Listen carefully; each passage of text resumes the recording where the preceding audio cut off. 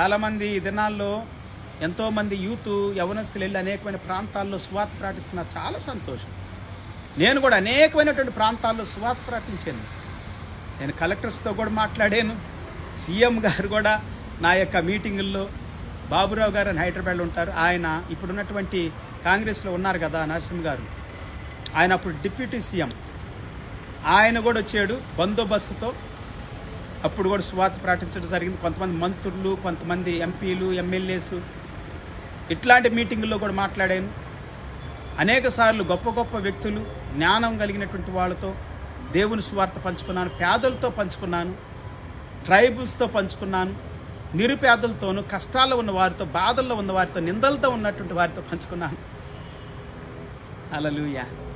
ఒకసారి అయితే నేను చెప్పాను కదా, సరూర్ నగర్ హైదరాబాద్లో నేను ఒక భయంకరమైనటువంటి ఊరి వెలుపల పాడుబడి